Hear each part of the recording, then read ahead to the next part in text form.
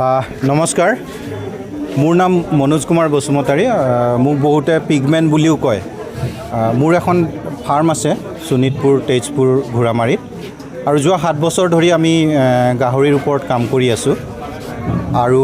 যেটো Bodoland pig mission launch হৈছে যোৱা 11 তাৰিখে কোকৰাঝাৰত সেই পিগ মিশনটোৰ বহুতখিনি ইনপুট আমাৰ পৰাও বিটিসি চৰকাৰে লৈছিলে কাৰণ আমি এই সেক্টৰটোত যোৱা 7 বছৰে কাম কৰি আছো আৰু মই নিজেও ইউৰোপত পিগাৰী সেক্টৰটোৰ ওপৰত যথেষ্টখিনি মোৰ এক্সপোজাৰ আছে মই নিজে গৈ নেদাৰল্যান্ডত ট্ৰেনিং লৈ আহিছো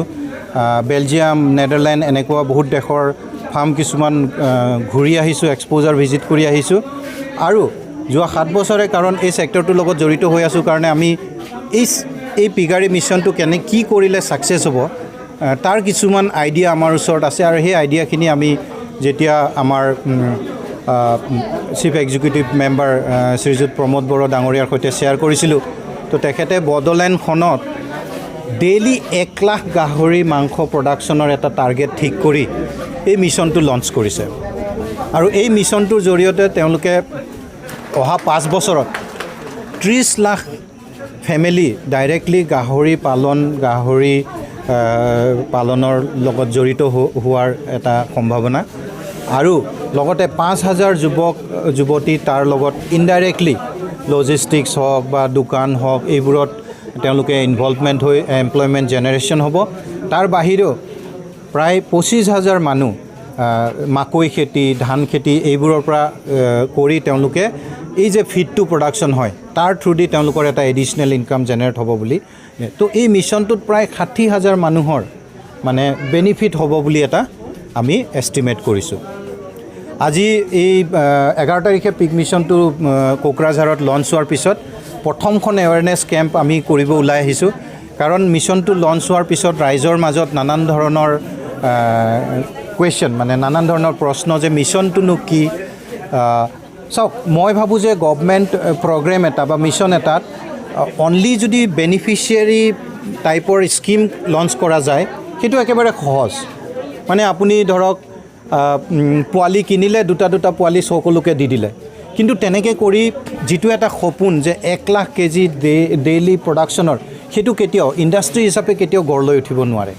সো আমি বডোল্যান্ড পিগ মিশনটো এটা ষ্ট্ৰাকচাৰ প্ৰসেসড ওয়ে লৈ যাব বিচাৰিছো যাতে এটো এটা সাস্টেইনেবল বিজনেস হয় হাজাৰ মানুহ যাতে সদায় চিৰকালৰ কাৰণে ইয়াত লগত ইনভলভ হৈ থাকিব পাৰে এইটো এদিন বা এটা মানে কেইটামান পোৱালি দি মানুহখিনিক হেৰি কৰি সেইটো নহয় বেনিফিচিয়াৰী যেটো মানে হেৰি প্ৰগ্ৰাম সেইটো নহয় বেনিফিট হ'ব কিন্তু আমি এই বেনিফিটটো এনেকৈ বিচাৰিছো যাতে আপুনি এখাৰ কথা আছে অসমীয়াত যে আপুনি মানে মাছটো খাব দিয়াতকৈ মাছটো ধৰি খাব শিকাই দিয়ক মাছটো কেনেকৈ ধৰে সেইটো শিকাই দিলে তেতিয়া আৰু সদায় আপুনি মাছটো দি থাকিব দৰকাৰ নাই আমি বডোল্যান্ড পিগ মিশনত সেইটো কৰিব বিচাৰিছো আমি মানুহখিনিক শিকাই দিব বিচাৰিছো কেনেকৈ গাহৰি কৰি তেওঁলোকে নিজৰ অৰ্থনীতি মানে আৰ্থিক অৱস্থাটো ভাল কৰিব পাৰে কেনেকৈ তেওঁলোকে বছৰি 1 লাখ 2 লাখ 3 লাখ 4 লাখ 5 লাখ টকা এডিশনাল ইনকাম কৰিব পাৰে গাহৰিৰ লগত জড়িত হৈ সো পিগ মিশনৰ মেইন যেটো মটো হেতু এটা সাস্টেইনেবল ডেভেলপমেন্ট বডোল্যান্ডৰ এটা অমা ব্ৰ্যান্ড ক্ৰিয়েট কৰা যেটো মানে অকল মানে বডোল্যান্ডতে নহয় অসমতে নহয় নৰ্থ ইষ্টতে নহয় ইণ্ডিয়া আৰু ইভেন বাহিৰতো এই অমা যেটো বড শব্দ এই অমা শব্দটো গোটেই পৃথিৱীৰ যতে আমাৰ অমাটো এক্সপোৰ্ট হ'ব তালৈ লৈ যোৱাৰ যেটো এটা মানে আমাৰ এটা প্ৰয়াস একচুয়ালি সেইটো এটা মই ভাবো বডোল্যান্ড পিগ মিশনৰ এটা কন্ট্ৰিবিউশন হ'ব ইনডাইৰেক্ট কন্ট্ৰিবিউশন টু বডো ল্যাঙ্গুৱেজ যে এটা বডো ৱৰ্ড আমি গোটেই পৃথিৱীত লৈ যাম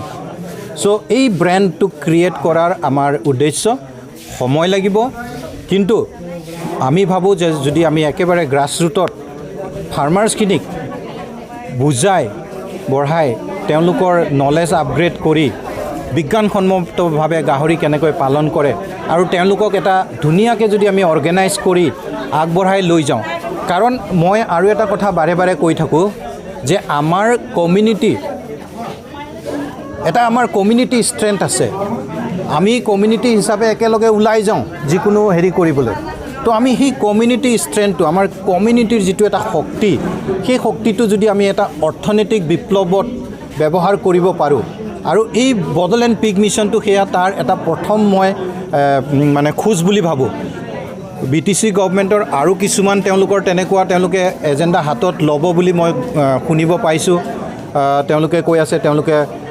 গোট মিছন লঞ্চ কৰাৰ কথা কৈ আছে তেওঁলোকে পল্ট্ৰি মিছন লঞ্চ কৰাৰ কথা কৈ আছে হয়তো তেওঁলোকে ফিচাৰী মিছনো লঞ্চ কৰিব কেনেকৈ হাজাৰ হাজাৰ এই যে আনএমপ্লয়মেণ্ট আমাৰ সমস্যা আৰু BTCত আমি চাওক সাষ্টেইনেবল ডেভেলপমেণ্টৰ কাৰণে আমাৰ মানি চাৰ্কুলেশ্যনটো বাঢ়িবই লাগিব আমি সদায় বেলেগৰ পৰা কেন্দ্ৰৰ পৰা পইচা আনি ৰাজ্য চৰকাৰৰ পৰা পইচা আনি পেলাই সদায় আমি যদি BTC আমাৰ যিটো BTR ৰিজনটো ডেভেলপ কৰিম বুলি ভাবিলে কিন্তু সেইটো সাষ্টেইনেবল ডেভেলপমেণ্ট নহয় আমাৰ ইয়াতে যেতিয়া প্ৰডাকশ্যন বাঢ়িব আমাৰ ইয়াত মানি চাৰ্কুলেশ্যন বাঢ়িব সেইটোহে ৰিয়েল ডেভেলপমেণ্ট যেতিয়া পিগাৰী মিছনে 8-10 হাজাৰ কোটি টকাৰ যদি মানি চাৰ্কুলেশ্যন BTR ৰিজনত আনি দিব পাৰে গোটেৰী মিছনে যদি আৰু কেইবা হাজাৰ কোটি টকা তেনেকৈ মানি চাৰ্কুলেশ্যন বাঢ়ি দিব পাৰে ফিচাৰী মিছনে পাৰে তেনেকৈ পল্ট্ৰি মিছনে পাৰে মইতো ভাবোঁ যে আমাৰ BTRখন এনেই বহুত ডেভেলপ হৈ যাব চ' আজি এয়া প্ৰথম এৱাৰনেছ কেম্প খুব ভাল লাগিছে ইমানখিনি মানুহ গোট খাইছে কিমান মানুহ গোট খাইছে প্ৰায় 300মান মানুহ গোট খাইছে আজি 300তকৈ 400 মানুহ দুদিনৰ মানে নটিছতে মানুহ আহি ইমান ধুনীয়াকৈ কথাবোৰ বুজিবলৈ চেষ্টা কৰিছে আপোনালোকৰ চেনেল আহি পেলাই মোৰ পৰা কথাখিনি জানিব বিচৰাৰ কাৰণে ধন্যবাদ আৰু আপোনালোকৰ চেনেলৰ থ্ৰুদি মই BTRৰ সকলো ৰাজ্যকে মানে ৰাইজক মই অনুৰোধ জনাব বিচাৰিছোঁ যিসকলে পিগ ফাৰ্মিঙত ইণ্টাৰেষ্টেড তেওঁলোকে বডোলেণ্ড পিগ মিছনৰ লগত জড়িত হওক তেওঁলোকে এই মিছনটোৰ পৰা নিজকো আগবঢ়াই লৈ যাওক অৰ্থনৈতিকভাৱে আৰু মিছনটো ছাকচেছফুল হোৱাত কণ্ট্ৰিবিউট কৰক আপোনালোকে জানে চাগৈ যে আজি নৰ্থ ইষ্টত আমি 70% গাহৰি মাংস বাহিৰৰ প্ৰাণী খাই আছোঁ নৰ্থ ইষ্টৰ মাৰ্কেটটোত আজি বাহিৰৰ পৰাই গাহৰি আহি পেলাই বেছিভাগ গাহৰি আমি খাই আছোঁ গতিকে এটা কথা যে মাৰ্কেটখন ৰেডিলি এভেইলেবল আছে আমি কি কৰিব লাগিব আমি এটা ইক'চিষ্টেম গঢ়ি তুলিব লাগিব যিটোৱে প্ৰডাকশ্যনটো বঢ়োৱাত সহায় কৰে প্ৰডাকশ্যন কৰিব পাৰিলে মাৰ্কেট পাব মাৰ্কেট পালে পইচা পাব চ' গতিকে মইতো ভাবোঁ যে পিগাৰী ছেক্টৰটো এটা গ্ৰ'থ ইঞ্জিন হ'ব পাৰে BTRৰ কাৰণে এটা গ্ৰ'থ ইঞ্জিন হ'ব পাৰে আৰু যিসকল আজি ডেকাচাম ওলাই আহিছে পিগাৰীৰ লগত জড়িত হয় তেওঁলোকে ইয়াৰ পৰা ডেফিনেটলি বেনিফিট হ'ব আৰু যেতিয়া চৰকাৰে নিজেই এই মিছনটো একেবাৰে আমাৰ BTR প্ৰমুখৰ পৰা এই বস্তুটো ড্ৰাইভ হৈ আছে যেতিয়া তেওঁ নিজে এটা মানে এইটো মিছন তেওঁ লৈছে নিজে পাৰ্চনেলি এডপ্ট কৰিছে এই মিছনটোক মই ভাবোঁ যে এই মিছনটো ছাকচেছ নোহোৱাৰ কোনো কাৰণ থাকিবই নোৱাৰে এই মিছনটো ছাকচেছ হ'বই আমি যিখিনি ভাবিছোঁ তাতকৈ হয়তো এইটো আৰু ডাঙৰ ৰূপে ই দেখা দিব অনাগত দিনত 5 বছৰটো কৈছোঁ যে যিটো আমি টাৰ্গেট লৈছোঁ ডেইলি 1 লাখ কেজি মাংস প্ৰডাকশ্যনৰ যিটো টাৰ্গেট লৈছোঁ সেইটো 5th ইয়াৰতহে এচিভ হ'ব কাৰণ 1 লাখ কেজি মানে গাহৰি মাংস প্ৰডাকশ্যন হ'বৰ কাৰণে আমাক প্ৰায় 7 পৰা 10 লাখ গাহৰি লাগিব BTRৰ এতিয়াৰ গাহৰি পপুলেশ্যন মাত্ৰ 2 লাখ গতিকে আমি ছাডেনলি এবছৰ বা দুবছৰতে আমি 2 পৰা 7 লাখ 3 গুণ বা 4 গুণ কৰি দিব নোৱাৰোঁ আমাক তাৰ কাৰণে সময় লাগিব কাৰণ পোৱালিৰ পৰাহে পোৱালি প্ৰডাকশ্যন হ'ব আমি ব্ৰিডিং হাৰ্টখিনি বঢ়াই গৈ থাকিব লাগিব চ' এইটো এটা প্লানিং কৰা হৈছে এইটো ডিটেইল প্লানিং কৰা হৈছে সেইমতে 5 বছৰত কিন্তু ইমপ্লিমেণ্টেশ্যন আজিৰ পৰা আপুনি ভাবক যে ষ্টাৰ্ট হ'ল আজি এৱাৰনেছ প্ৰগ্ৰেম ষ্টাৰ্ট হৈছে গোটেই 4টা ডিষ্ট্ৰিক্টত এৱাৰনেছ প্ৰগ্ৰেম হ'ব প্ৰথমে আপোনালোকে চাওক কোনটো স্কিম লঞ্চ কৰাৰ পিছত এনেকৈ গৈ ঠায়ে ঠায়ে এৱাৰনেছ কৰে প্ৰফেশ্যনেলি মই নাভাবোঁ কোনো তেনেকুৱা স্কিম তেনেকৈ হিচাপে লঞ্চ হয় আৰু আমি প্ৰফেশ্যনেল হয় আমি কোনো পলিটিচিয়ান নহয় আমি কোনো মানুহক মানে মিঠা কথা কৈ পেলাই ইয়াত ফুলজাৰি মাৰিব অহা নাই মিছনটোক আমি বিলিভ কৰোঁ কাৰণে আমি মিছনটোৰ বিষয়ে ৰাইজৰ আগত কথা পাতিবলৈ আহিছোঁ এই কাম ষ্টাৰ্ট হৈ গ'ল ইয়াৰ পিছত নেক্সট লেভেলত আহিব প্ৰপাৰ ট্ৰেইনিং তাৰ পিছত আহিব কেনেকৈ গাহৰিৰ ঘৰ বনোৱাৰ প্ৰচেষ্টাটো ষ্টাৰ্ট হ'ব ডেটাবেছ কালেকশ্যন ষ্টাৰ্ট হ'ব ফাৰ্মাৰবিলাকৰ ডেটা ৰেজিষ্ট্ৰেশ্যন ষ্টাৰ্ট হ'ব চ' কাম এই ষ্টাৰ্ট হৈ গ'ল আপোনালোকে নাভাবিব যে 5 বছৰৰ পিছত কাম 5 বছৰৰ ৰিজাল্টটো পাম আমি যিটো আমি 1 লাখ কেজিৰ প্ৰডাকশ্যনৰ কথা কৈছোঁ সেইটো আমি 5 বছৰৰ কথা কৈছোঁ চাম বিশেষকৈ বহুত যুৱক যুৱতীয়ে এতিয়া নিজস্ব মানে যিটো এণ্ট্ৰপ্ৰনাৰ বুলি কয় ন, যিটো নিজে কিবা এটা কৰাৰ কিন্তু বহুতে সপোন দেখিছে। কিছুমানে সাকসেস হৈছে, কিছুমানে হ'ব পৰা নাই, কিছুমানে ষ্ট্ৰাগল কৰি আছে, বহুতকেইটা ৰিজন থাকে। আৰু বিশেষকৈ আমাৰ যিবোৰ ডেকা চাম কাম কৰাৰ তেওঁলোকৰ ইচ্ছা আছে, কিন্তু আমাৰ কি হ'ল কেপিটেল নাই, বহুতৰ হাতত পইচা পাতি নাই কাৰণে তেওঁলোকে যিটো হাৰত কাম কৰিব বিচাৰিছে তাতেই গভৰ্ণমেণ্টৰ ৰোলটো আহিছে। গভৰ্ণমেণ্টে এই ইক'চিষ্টেমটো যিটো কথা কৈ আছোঁ আমি, এতিয়া চাওক যোৱাকালি মোক এটা বেংকৰ খুব শীৰ্ষ বিষয়া এজনে ফোন কৰিছে যে আমি বডোলেণ্ড পিগ মিছনৰ লগত আমি জড়িত হ'ব বিচাৰোঁ, আমি যিখিনি মানে আপোনালোকৰ পালক থাকিব তেওঁলোকক বেংক লোন আমি দিবলৈ বিচাৰোঁ। এতিয়া চাওক আপুনি ইণ্ডিভিজুৱেলি যেতিয়া বেংকলৈ যায় আপুনি লোন এটা পাব, কিমান কঠিন। কিন্তু মিছনটো যেতিয়া মিছন হিচাপে লঞ্চ হোৱাৰ লগে লগে অলৰেডি তেওঁলোকে আগবাঢ়ি আহিছে। আৰু কাৰণ আমাৰো এতিয়া এটা ইষ্টাব্লিছ নেম এটা আছে, আমি যেতিয়া তাৰ লগত জড়িত হৈ আছোঁ তেওঁলোকেও ভাবে যে এই বস্তুটো এটা ছিষ্টেমেটিকভাৱে হ'ব, কমাৰ্চিয়েলি ভাইবল হ'ব। লগতে ডেফিনেটলি এটা নিজৰ কিবা কৰাৰ ইচ্ছা আছিল। আৰু মই ভাবোঁ আপোনালোকে চাব যিবিলাক সমাজ আগবাঢ়ি গৈছে, আজি ইজৰাইলখনৰ যদি আপোনালোকে এক্সাম্পল লয়, ইজৰাইলখন পৃথিৱীৰ ভিতৰত এখন উন্নত দেশ, সৰু দেশ, ডেজাৰ্টৰ মাজৰ দেশ, মৰুভূমিৰ মাজৰ দেশ, কিন্তু চাব ইজৰাইলখন ইমান এডভান্স। আজি ইজৰাইলত কিমান এণ্ট্ৰপ্ৰনাৰ আছে, বহুত ডাঙৰ ডাঙৰ এণ্ট্ৰপ্ৰনাৰ। সমাজ এখন আগবাঢ়ি যাবলৈ কিন্তু এণ্ট্ৰপ্ৰনাৰ্ছবিলাকৰ এটা বহুত ডাঙৰ ৰোল আছে। আমি সদায়